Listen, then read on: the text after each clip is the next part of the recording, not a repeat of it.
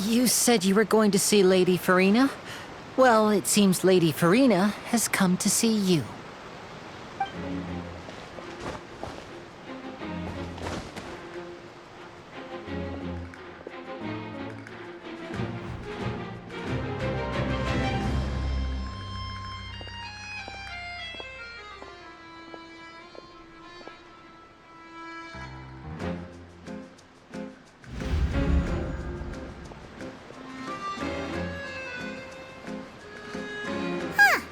So, she's the Hydro Archon? But how did she know we were looking for her? My dear people, rich and poor, those with cup in hand and those with nothing at all, raise your glasses in celebration! If you don't have one, then just raise your hand in lieu.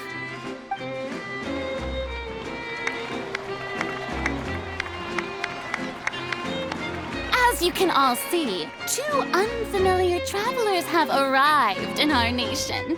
Come, let us make a toast in honor of this traveler and her companion who have journeyed here from distant lands.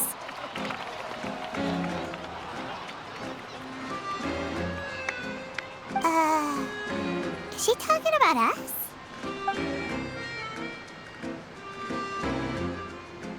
I've long heard of the turmoil and chaos you've left in your wake as you visited other nations. But I welcome you nevertheless. No, I have come to receive you personally. Fear is for insignificant cowards. I am a god, and I will never entertain the notion of such meaningless wariness. You can be rest assured. I see clearly your sincerity. Of course, seeking an audience with me is the most sensible thing to do. It will allow you to truly behold my power and witness my authority.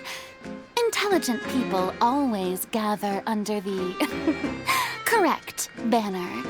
I, Focalor, hereby welcome you to the nation of Hydro and acknowledge the value and significance of your trip. Now, you may rejoice in this. Yeah, Paimon still can't believe it. Feels like we've only been here for a few minutes. But the Hydro Archon's entrance was, how should Paimon describe it? A little over the top? Miss Hydro Archon? How did you know we were coming? I see. As Outlanders, you inevitably lack even some of the most basic understanding. Don't forget that even the gods can be divided into the mediocre and the excellent. I suppose it's only natural for you to be awestruck by my abilities. You had best stop and consider. Do you really have the noble qualities and etiquette necessary to communicate with a god? All it takes is a flick of my finger for me to know everything about you.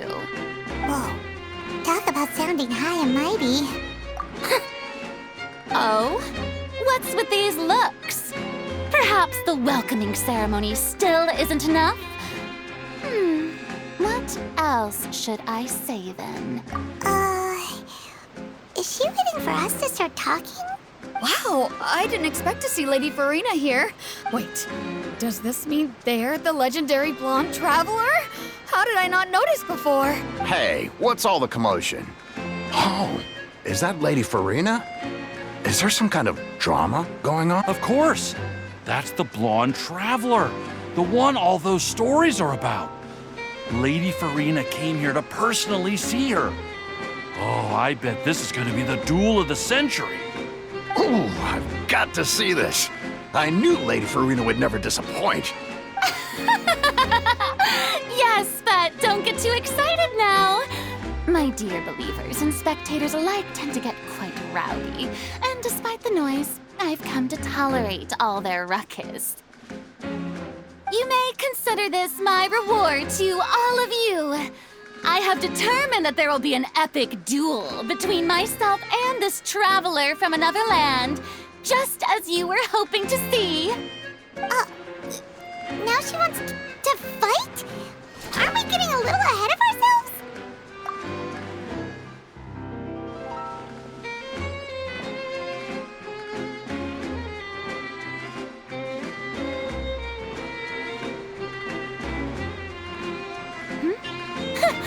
Are you not afraid? Might I remind you that this is a duel against the divine? What are you trying to do, traveler? Provoking a god in front of her people? Stand down, Clorend. I admire her bravery. Few have the courage to draw their sword against a god. She is obviously a true warrior. Unfortunately, people nowadays only crave to be thrilled, and a mere duel will not slake their thirst for excitement. Huh. Yeah, she's right. Just a duel wouldn't be all that interesting. On Araneus, criminals are always requesting duels to defend their honor. They're getting a bit old, to tell the truth. You see. Then, as the god of justice, I shall face this traveler in another kind of duel. A duel in court! Whoa, all right! Now that'll be worth seeing! Right. This is Fontaine, after all. Such a grand opera house, it would be a pity not to use it. Why do you care so much about the crowd's reactions? Seems you've spent a little too much time in the opera house. Besides, how exactly do you plan to have a duel in court? You mean you're going to put us on trial? Oh, we have reason to put you on trial. It's obvious, isn't it? According to Fontaine law, no one is permitted to release any flying objects within Fontaine city limits during the first 3 days of each month. You are clearly guilty of violating this law, no? Oh, so that's what they've done wrong. That's our Lady Farina. No one knows the laws of Fontaine like she does. You call that obvious? What kind of law is that? Wait, flying object? You mean Paimon? Precisely! Now, if you two have no objections, then in the name of the Hydro Archon, I order your arrest. My apologies, Lady Farina. I don't mean to spoil the fun. But if you would allow me to interject, I don't think that Paimon here meets the definition of a flying object. You tell her, Linny! Finally someone who's not crazy. How could anyone call Paimon a flying object? Ah, great magician Linny, my beloved citizen. I'll permit you to object, but how exactly do you plan to prove your claim? As a magician who just rained on your parade, I naturally should shoulder the responsibility of saving the show. So, with such an audience gathered here, allow me to perform a trick for everyone.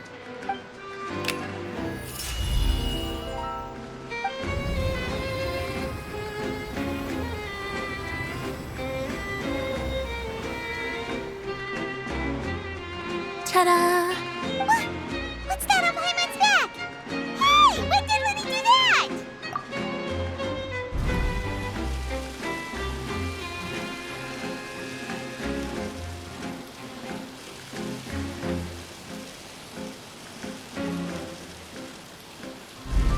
There. As you can all clearly see, Paimon should be classified as, well, something like a balloon.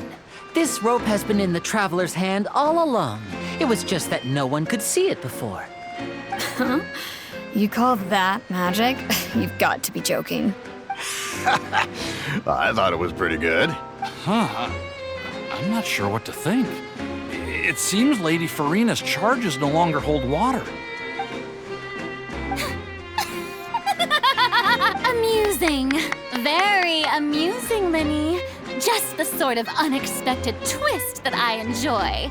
With you here, today's performance can finally be called complete. Performance? You see all this as a performance? In which case, consider the matter of your trial resolved. The god of justice will not bring charges against an innocent person. But when there are valid grounds, I will not only judge travelers from abroad, but even the gods of other lands. I look forward to seeing your upcoming performance at the Opera House, Mr. Linny and Miss Lynette. That's enough for now. Toodaloo!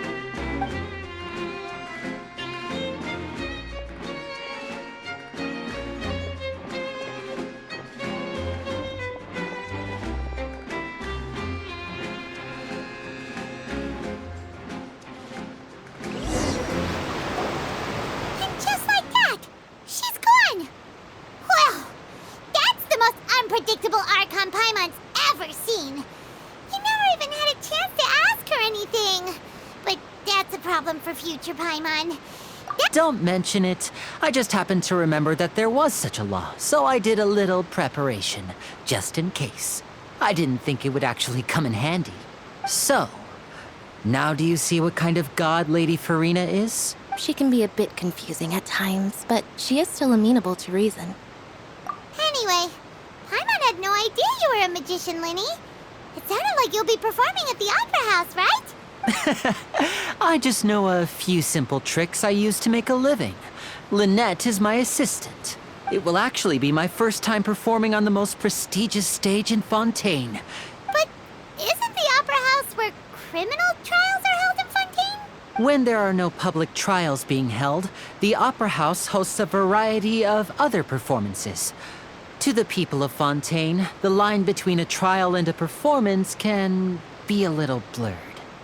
And speaking of performances, I would be remiss to forego this opportunity gifted by fate. Might I invite the two of you to see my performance? My brother's always excited to make new friends. Oh, sure. We don't really have anything to do now, and we wanted to go to the Opera House anyway. Splendid. In that case, why don't we go together? I'll show you the way. I just have something to take care of first. You really mean it? Then I'll take you up on your offer. This is a magical item known as a magic pocket. Perhaps you can help me distribute them to the people here. Huh? What are they going to use it for? About that... You asked me before about the prophecy, right?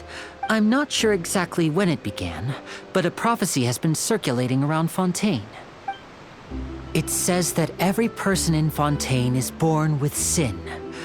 No matter how the nation of justice holds trial after trial, until one day, the water levels in Fontaine will rise, and the sinful people will slowly be drowned.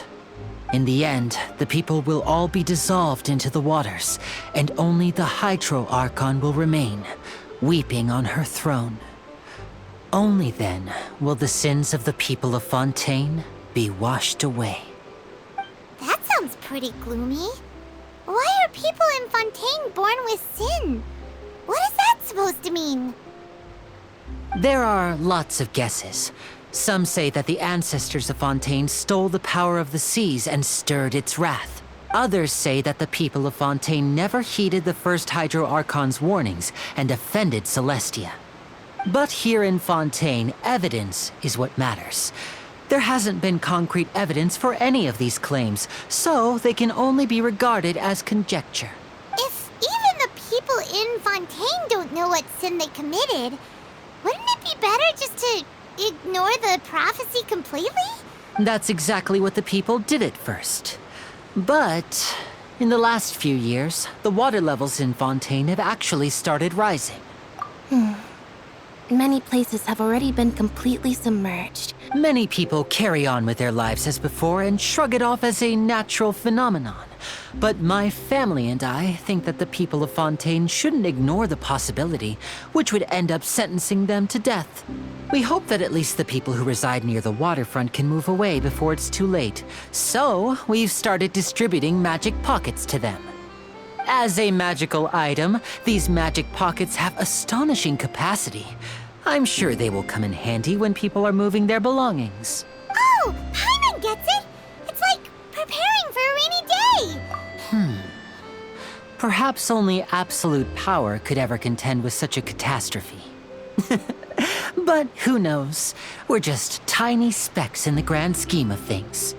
Now, if you'd like to help, then please give these magic pockets to anyone nearby. Be sure to convince them to take it, regardless of what they say.